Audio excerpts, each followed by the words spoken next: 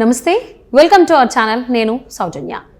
YouTuber Chandu Sai పైన ఒక case నమోదు చేసింది ఒక యువతి. తనను మోసం చేసినట్టు, అలాగే అత్యాచారం చేసినట్టుగా కూడా తన కేసు నమోదు చేయడం జరిగింది. సో దానికి సంబంధించి పోలీసులు చందు సాయిని అరెస్ట్ కూడా చేశారు. మరి ఈ అంశానికి సంబంధించి వారి విశ్లేషణను మనతో పంచుకోవడానికి ఈరోజు మనతో పాటు ఉన్నారు సోషల్ యాక్టివిస్ట్ కృష్ణకుమారి గారు. వారితో మాట్లాడతాం. నమస్తే అండి. సో కృష్ణకుమారి గారు, సో ఒక అమ్మాయి తనకు అత్యాచారం జరిగింది, నేను మోసపోయాను అని కేసు పెట్టడం జరిగింది చందు సాయి పైన. తను యూట్యూబర్. సో అంటే అసలు ఈ సంఘటన మనం ఏ విధంగా చూసుకోవాలి అంటారు? ఇప్పుడున్న జనరేషన్లో కూడా ఒక అమ్మాయిలాగా అత్యాచారానికి, మోసానికి గురవ్వడం, మళ్ళీ ధైర్యం తెచ్చుకుని కేసు పెట్టడం అనేది ఎలా చూడాలి అంటారు? అసలు ఇప్పుడు మోసపోవడానికి ఎక్కువ అవకాశాలు ఉన్నాయి. ఇవాళ మామూలుగా పనులు చేసుకోవడానికి, వాళ్ళ వృత్తుల్లో వాళ్ళు రాణించడానికి రకరకాల అవకాశాలు ఉన్నాయి ఇవాళ సమాజంలో. ఈ అవకాశాలు ఎన్నున్నాయో అన్ని రకాలుగా దోపిడీ అవ్వడానికి కూడా ఆస్కారం ఉన్న పరిస్థితులు ఉన్నాయి ఇవాళ.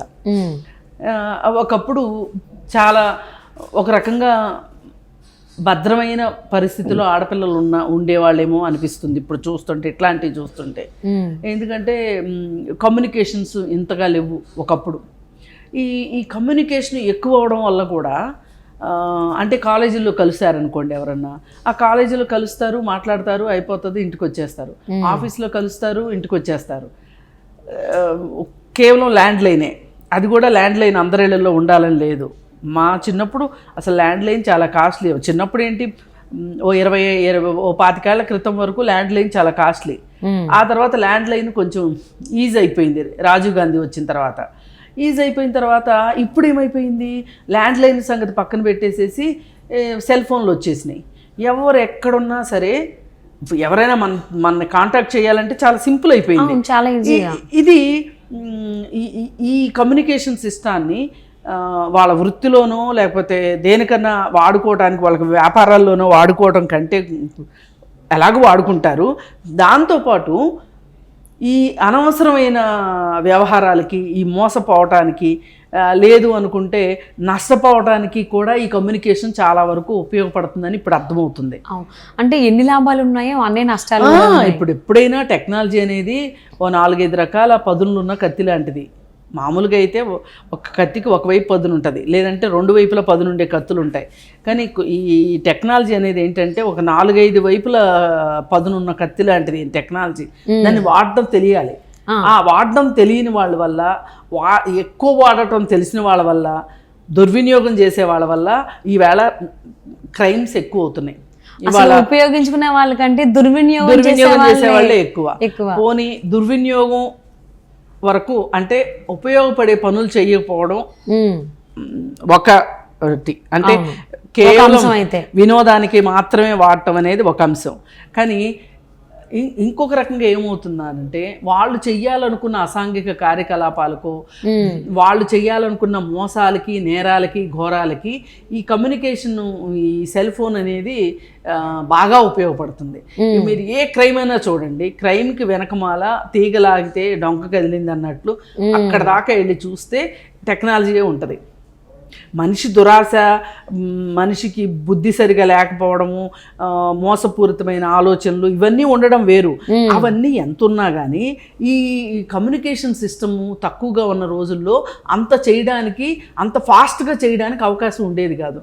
ఇప్పుడు ఏమైపోతుంది, ఈ సినిమా కల్చర్ వల్ల కావచ్చు, లేకపోతే ఈ పోర్న్ కల్చర్ వల్ల కావచ్చు, ఓటీటీల వల్ల కావచ్చు, తప్పుకి ఒప్పుకి మధ్యలో హద్దులు సరిహద్దులు బాగా చెరిగిపోతున్నాయి. ఒకప్పుడు ఇది చేయకూడదు, ఇది చేయొచ్చు, అమ్మో చేస్తే మనం దొరికిపోతామేమో, ఏమవుతుందో, మంచికి చెడుకి, నీతికి అవినీతికి, అలాగే న్యాయానికి ధర్మానికి అన్నిటికీ మధ్యలో గీతలు చెరిగిపోతున్నాయి. చెరిగిపోయేసరికి ఏమవుతుంది, ఏమైనా చెయ్యొచ్చు, నేను తప్పించుకోగలను, అసలు నేను చేసేది నేరము అని అనుకునే మనుషులు కూడా చాలా తక్కువైపోయారు ఇవాళ. పోనీ నేరం అని తెలిసినా ఎలా బయటపడాలో తెలిసి నేరాలు చేసేవాళ్ళు కొంతమంది, ఏదైతే అదైంది చేద్దామనే వాళ్ళు కొంతమంది, ఇలా రకరకాలుగా నేర స్వభావం పెరిగే పరిస్థితుల్లో ఇవాళ సమాజం ఉంది. అంటే సంఘ విద్రోహ శక్తులు అంటారు, యాంటీ సోషల్ పర్సనాలిటీస్. ఈ ట్రేడ్స్ చిన్నప్పటి నుంచినే ఉంటాయి. ఈ ట్రేడ్స్ ఉన్న వాళ్ళు ఏంటంటే పిల్లలుగా ఉన్నప్పుడు కూడా కొన్ని అంటే భయపడకపోవటము, అసలు మేమేం చేసినా కరెక్టే, నేనేం చేసినా నాకేం కాదు, నన్ను ఎవరేం చేయలేరు, ఇలాంటి ఛాలెంజింగ్ మెంటాలిటీ ఉన్న పిల్లలు కొంతమంది ఉంటారు. వాళ్ళు చిన్నప్పుడే కనిపెట్టొచ్చు. అయితే వాళ్ళు మరి కొంచెం వయసు పెరిగిన కొద్దీ ఏంటంటే అవన్నీ తగ్గించుకుని ఆటల్లోనో చదువులోకో దేనికో వెళ్ళిపోయి సీరియస్గా అయిపోయి మంచి మార్గంలోకి వెళ్ళే పిల్లలు కూడా ఉంటారు. కొంతమంది ఏంటి అంటే ఇలాంటి పరిస్థితులు ఉన్నప్పుడు తల్లిదండ్రులు అజమాయిషీ సరిగా లేని వాళ్ళు, పేదరికం వల్ల కావచ్చు, లేదు అనుకుంటే ఇంకా వాళ్ళ మనస్తత్వమే ఇక అది అయిపోయినప్పుడు వాళ్ళు ఏం చేస్తారు అంటే యాంటీ సోషల్ పర్సనాలిటీస్గా తయారైపోతారు. అంటే ఇప్పుడు ఈ తయారైపోయిన వాళ్ళల్లో చాలామంది ఇవాళ ఎలా తయారవుతున్నారు అంటే ఆడపిల్లల్ని కేవలం వాళ్ళు సెక్స్ ఆబ్జెక్ట్స్గా చూడటం, వాళ్ళకి ఏదో ఒక మాయ మాటలు చెప్పేసేసి మీకు ఏదో ఒక వృత్తిలో అవకాశాలు ఇస్తామని కానీ, లేకపోతే పెళ్లి చేసుకుంటామని కానీ, లేకపోతే మంచి ఉద్యోగం ఇప్పిస్తామని కానీ, లేదు అనుకుంటే ఇప్పుడు ఈ యూట్యూబ్లు ఇవి ఉన్నాయి కదా సీరియల్స్, వీటిల్లో మీకు ఆర్టిస్ట్గా అవకాశాలు ఇప్పిస్తామని, ఇట్లా రకరకాల అంటే వృత్తులు ఎన్ని పెరుగుతున్నాయో ఒక మనిషికి, అలాగే ప్రవృత్తులు కూడా మోసపూరితమైన ప్రవృత్తులు కూడా అన్ని పెరుగుతున్నాయి. అంటే ఇప్పుడు అసలు మీరు చెప్తుంటే అసలు ఈ అమ్మాయి పరిస్థితి ఏంటా అనేటువంటి ఆలోచన వస్తుంది. ఈ అమ్మాయిని వీళ్ళేదో ఆల్ ఆఫ్ ఏ సడన్ ఎక్కడో ఈ అమ్మాయి కనిపించింది, ఈ అమ్మాయిని అతను అత్యాచారం చేశాడు అనేది కాదు. ఇది ఏంటంటే వీళ్ళిద్దరికీ పరిచయం ఉంది. ఆ పరిచయంని అడ్డం పెట్టుకొని ఆమె ఒకటి అనుకుంది, అతను ఇంకొకటి చేసి చూపించాడు.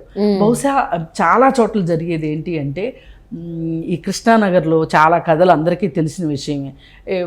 ఎవరో పల్లెటూరు నుంచి సినిమాలో యాక్ట్ చేయాలని ఒక అమ్మాయి వస్తుంది. ఈ కథాంశంతో సినిమాలు కూడా వచ్చినాయి, మనకు తెలిసిందే. వచ్చిన వాళ్ళు ఎవరో ఒకళ్ళు ఈ ఏజెంట్లో లేకపోతే దళారీలు లేకపోతే ఇట్లాంటి వాళ్ళు ఎవరో ఒకళ్ళు పట్టుకొని సినిమాల్లో ఛాన్సులు ఇప్పిస్తామని చెప్పి వాళ్ళ దగ్గర ఉన్న కాసిన డబ్బులు కాసిన నగలు తీసేసుకుని ఇక వాళ్ళని మళ్ళీ తిరిగి ఇంటికి వెళ్ళలేని పరిస్థితులు వాళ్ళకి కల్పించి ఇక వాళ్ళకి ఏంటి అంటే ఒకటే వృత్తి, వ్యభిచారం మాత్రమే వాళ్ళకి వృత్తిగా అయ్యేలాగా వాళ్ళని నిస్సహాయాలను చేసేసి ఇక వాళ్ళ ఐడెంటిటీ చెప్పుకుంటానికి ఇష్టపడరు. అందుకని ఇక వీళ్ళు చాలామంది ఈ జూనియర్ ఆర్టిస్టులు సప్లయర్స్ అని ఉంటారు. జూనియర్ ఆర్టిస్ట్ సప్లయర్స్ వాళ్ళల్లో చాలామంది ఇదే పని చేస్తారనమాట. చేసేసి వీళ్ళే ఏదో ఒకటి పలానా హోటల్లోకి తీసుకెళ్ళడము బిజినెస్ కోసము, ఇక వాళ్ళు అన్ని రకాలుగా వాడతారు. అయితే ఇప్పుడు ఇదివరకు ఏం చేసేవాళ్ళు అంటే నా ఐడెంటిటీ బయటకు వస్తుందని కానీ, ఏదన్నా ఒక భయంతో ఎలాంటివి జరిగినా చట్టం దగ్గరికి పోలీస్ స్టేషన్కి వెళ్ళడానికి భయపడేవాళ్ళ ఆడపిల్లలు. ఇవాళ ఆడపిల్లలు ఎలా ఉన్నారు అంటే నాకు ఈ అబద్ధం చెప్పావు, నువ్వు నాకు ఇది చేస్తానన్నావు, నాతో సహజీవనం చేశావు, చేసి పెళ్లి చేసుకుంటానని చెప్పావా, లేకపోతే నాకేమన్నా అవకాశాలు ఇప్పిస్తానని చెప్పావా, ఏదో ఒకటి చెప్పి నన్ను మాయ చేశావు, నన్ను ఒక రకంగా నీ ఇష్టాలకి అనుకూలంగా నన్ను వినియోగించుకున్నావు అనే విషయం దగ్గరికి వచ్చేసరికి ఆడపిల్లలు వచ్చి కొంతమంది, అందరూ కాదు కొంతమంది వచ్చి కంప్లైంట్ ఇస్తున్నారు. ఇప్పుడు దీంట్లో ఏంటి అంటే మరి ఇంకా పోలీస్ స్టేషన్కి కథ చేరిన తర్వాత మరి ఈ అమ్మాయికి నీకు పరిచయం ఉంది కదా, మరి ఇలా జరిగింది కదా, మరి ఏంటి ఈ అమ్మాయికి ఏమి న్యాయం చేస్తావు అంటే నేనేమీ చేయాలనుకోవట్లేదు, నేనేమీ చేయను, మీరు ఏం చేసుకుంటారో అది చేసుకోండి అన్నట్లుగా మాట్లాడితే ఇంకా వాళ్ళు కేసు కట్టేసేసి కోర్టుకి ప్రొడ్యూస్ చేసేస్తారు, అతన్ని రిమాండ్కి ఇచ్చేస్తారు.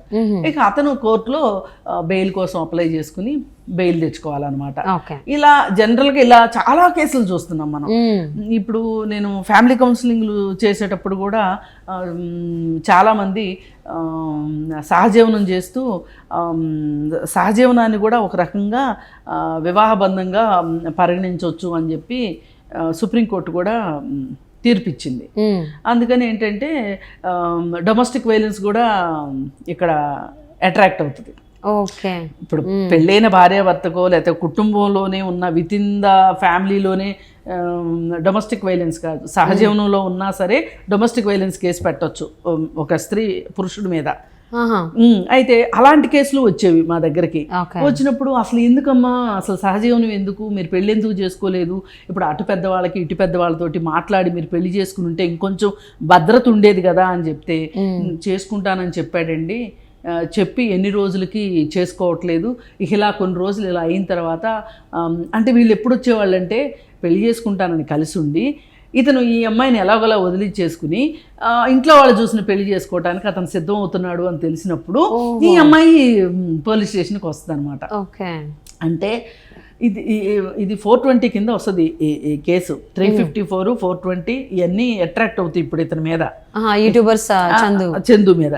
ఏంటి అంటే 420 ఏంటంటే నువ్వు ఏదో చేస్తానని చెప్పావు అమ్మాయికి, చేయలేదు, అది క్రిమినల్ బ్రీచ్ ఆఫ్ ట్రస్ట్ కింద వస్తుంది. అంటే నువ్వు నమ్మించి మోసం చేసావు అది. అలాగే 354 అంటే లైంగికంగా ఆమెని వేధించటము, లేకపోతే అమ్మాయిని ఏమన్నా భయపెట్టాడు, ఫోటోలు అయ్యి పెట్టుకొని నువ్వెవరికన్నా చెప్పావంటే ఈ ఫోటోలు చూపిస్తానని బెదిరించే వాళ్ళు కూడా ఎక్కువైపోయారు ఈ మధ్య, చాలా ఎక్కువైపోయారు. అది నిర్భయ 354 ABCD వర్తిస్తాయి అనమాట ఇట్లాంటి వాళ్ళకి.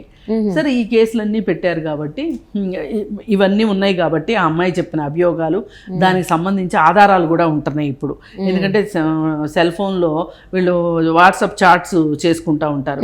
వాట్సాప్ చాట్లో ఈ అమ్మాయి అతన్ని ఎంత నమ్మింది, ఆ అబ్బాయి ఈ అమ్మాయిని ఎంత మోసం చేశాడు అనేది ఒక క్లారిటీ వచ్చేస్తుంది పోలీస్ స్టేషన్లో. మరి ఇవన్నీ ఇలా ఉన్నప్పుడు పోనీ ఆ అమ్మాయి ఏం అడుగుతుంది, నీ మీద కేసు పెట్టనంటుంది, పెళ్లి చేసుకోమని అడుగుతుంది. మరి పెళ్లి చేసుకుంటావా, లేదు అనుకుంటే ఆ అమ్మాయి డబ్బులు ఇచ్చింది అంట నీకు.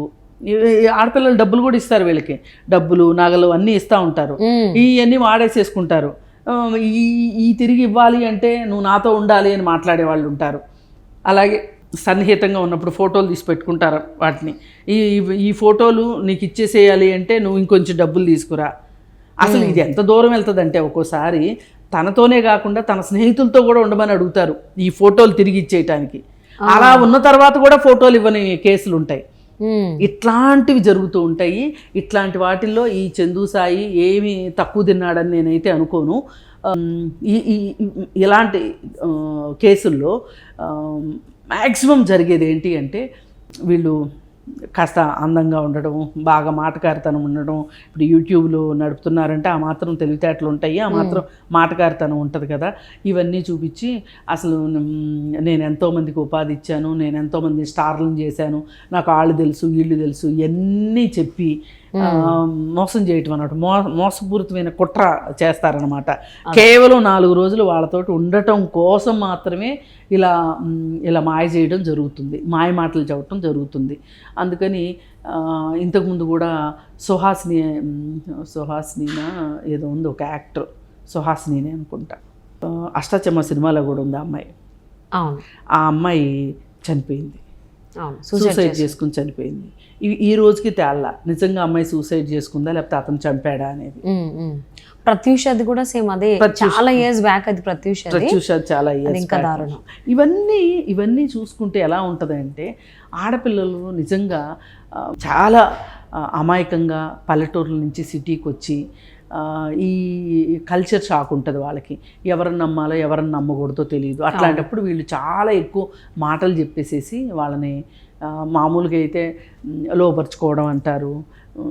చాలా ఏది ఏమైనా బాధ కలిగించే విషయం ఏంటి అంటే అసలు నేను ఇలా చేస్తే ఆ అమ్మాయి జీవితం ఏంటి, అసలు ఇలాంటి పనే నా చెల్లెలకి జరిగితే నేను అలా ఆలోచిస్తాను, పోనీ ఆ అమ్మాయి స్థానంలో నేను ఉంటే నేను ఎంత బాధపడతాను అని ఆలోచించగలిగిన స్థాయి ఉన్నవాళ్ళు ఇప్పుడు చాలామందిలో నేర మనస్తత్వం ఉంటుందండి. కానీ చేస్తే ఏమవుతుందో అని భయపడేవాళ్ళు కొంతమంది ఉంటారు, అరే చెయ్యకూడదు అనేవాళ్ళు కొంతమంది ఉంటారు. ఇట్లా రకరకాల కారణాలతోటి వాళ్ళ నేర మనస్తత్వాన్ని వాళ్ళే అణుచుకుని మంచివాళ్ళుగా మిగిలిపోతారు. కానీ సో అసలు ఎవరి మనస్తత్వాలు ఎలా ఉంటాయని చెప్పేసి ఎవరు గెస్ చేయలేము, కొంతసేపు జర్నీ చేస్తేనే తెలుస్తుంది. పాపం ఈ అమ్మాయి యూట్యూబర్ చందు సాయి అయితే నమ్మి మోసపోయింది అనేది తను బయటికి ధైర్యంగా చెప్పగలిగింది, మనస్తాపం చెంది సూసైడ్ అలాంటివి ఏం చేసుకోకుండా. సో తనకైతే న్యాయం జరగాలి. ఈ సందర్భంగా ఎవరైనా ఇలా నష్టపోయిన ఆడపిల్లలు ఎవరన్నా ఉంటే ధైర్యంగా మీరు ముందుకు రండి, మాట్లాడండి, నిశ్శబ్దాన్ని ఛేదించండి. నిశ్శబ్దాన్ని బ్రేక్ చెయ్యండి. మీరు చెప్పండి, ఏమి కాదు, ఏ పరువు పోతుందను అదను ఇదను. మీరు ఒక నేరస్తుణ్ణి దాచిపెట్టిన వాళ్ళు అవుతారు పరువు కోసం ఆలోచించి.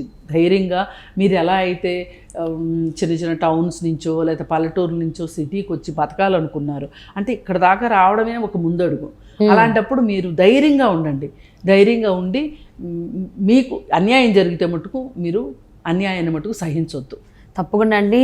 మీ మాటలు చాలా మంది ఆడవాళ్ళు ధైర్యం నింపాలని మనస్ఫూర్తిగా కోరుకుంటూ thank you so much for spending your valuable time with us అండి. Thank you.